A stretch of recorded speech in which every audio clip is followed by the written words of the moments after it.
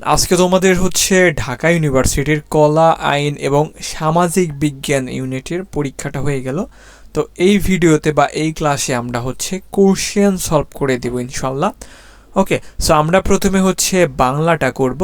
So 1 number থেকে আমরা শুরু করছি। 1 নাম্বারে আছে আহ্বান গল্পে তিত্তিরাজ গাছে কোন লতা দুলছিল, এটা হবে হচ্ছে মাকাল লতা।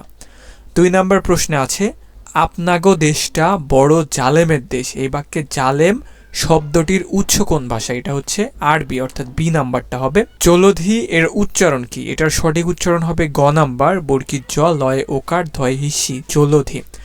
যেমন কুকুর তেমন মুগুর, এখানে যেমন তেমন কি, এখানে যেমন তেমন হচ্ছে সাপেক্ষ সর্বনাম, যেমন তেমন যথাতথা এইসব হচ্ছে সাপেক্ষ সর্বনাম।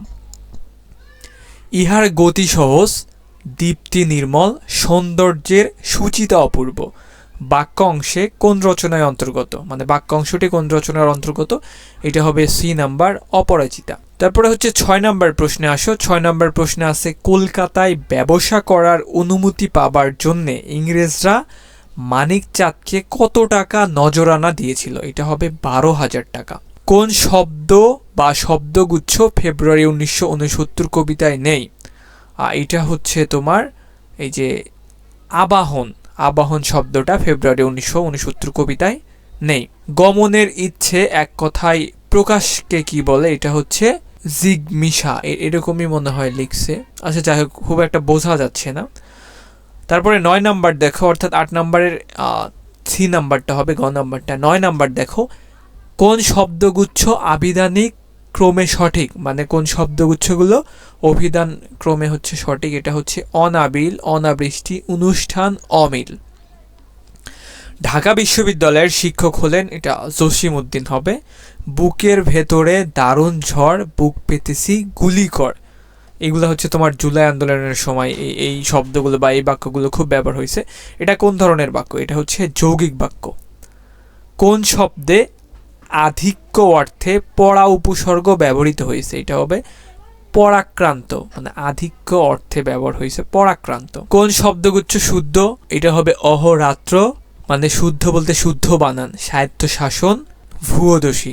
বিদ্রোহী কবিতায় কোন নামটি নেই, এটা হবে তোঘলক্ষা। গ্লোসারি শব্দের বাংলা পরিভাষা কোনটি, এটা হবে সি নাম্বার নির্ঘণ্ট। এবার হচ্ছে আমরা ইংলিশ দেখব। প্রথমে একটা কন্ডিশনাল সেন্টেন্সেরটা দিয়ে রাখছে, তো আমাদের হচ্ছে প্রথম বাক্যটা একটু খেয়াল রাখতে হবে।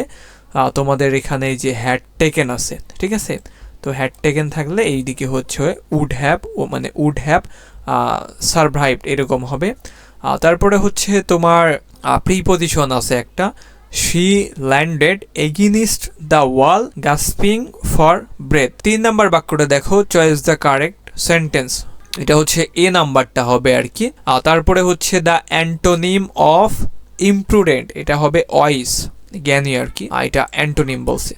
5 নাম্বারে দেখো বলা হয়েছে the jump on the bandwagon means, এটা হবে B number, join something popular, এটা হবে হচ্ছে শিওর প্লেসিয়াস।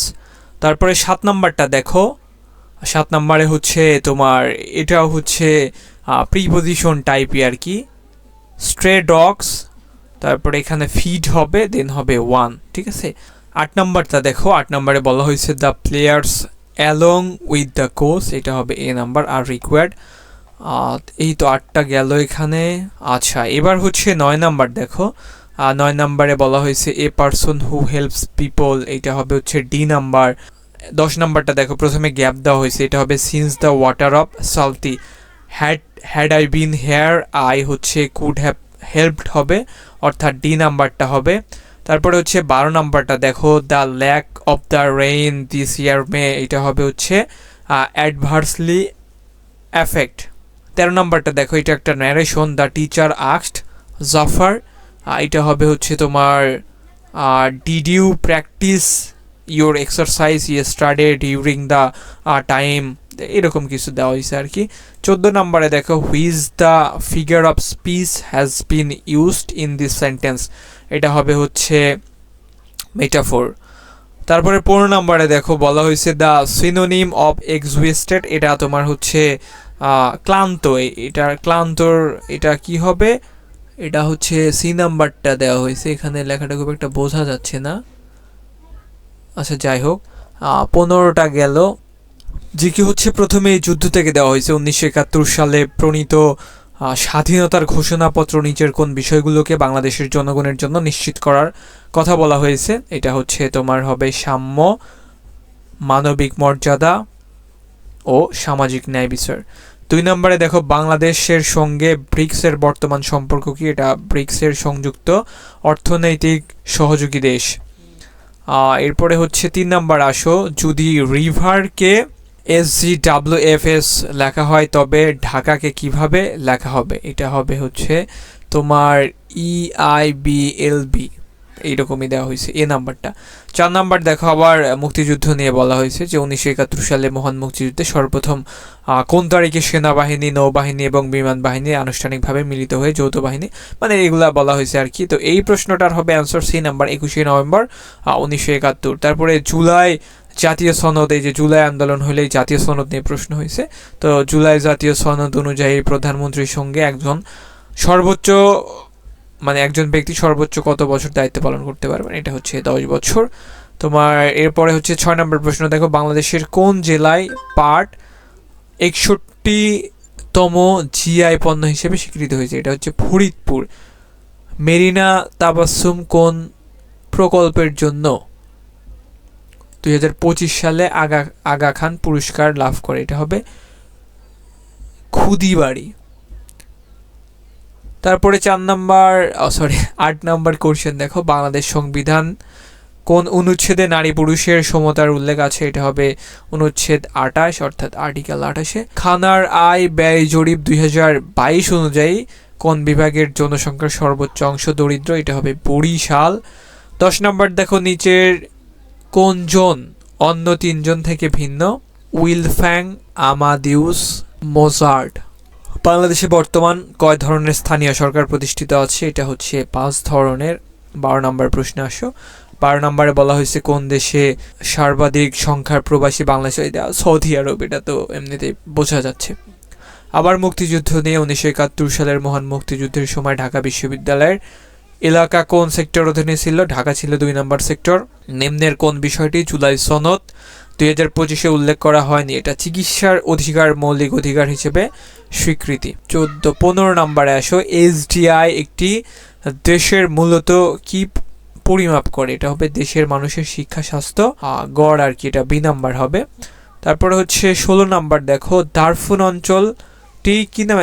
দারফুন অঞ্চলটি কেন সুপরিচিত? এটা হচ্ছে দীর্ঘতম সংঘাত এবং মানবিক সংকটের কারণে।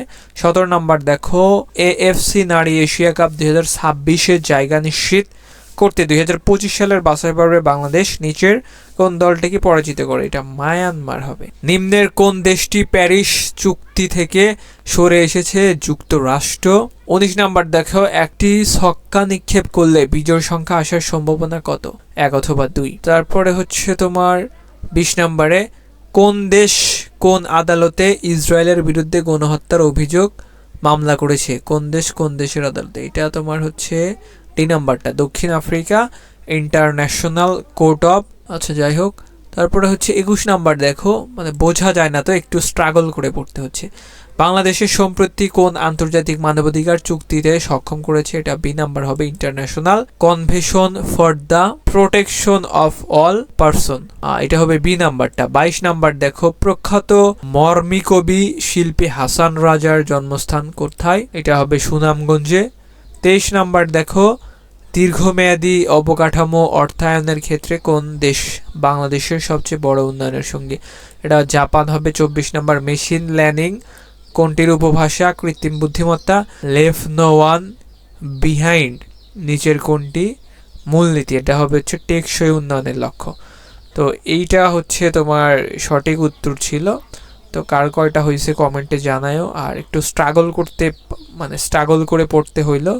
আর আমি এর আগে হচ্ছে পড়ি নাই, ফার্স্ট টাইম পড়ছি, ফার্স্ট টাইমে ভয়েস দিচ্ছি, যার জন্য একটু এদিক সেদিক হয়ে গেছে। একবার পড়লে এমন হইতো না। তো ভুল ত্রুটি এগুলো ক্ষমার দৃষ্টিতে দেখবে, আর কার কয়টা হয়েছে জানাইবে। সবার জন্য শুভকামনা রইল। আল্লাহ হাফিজ।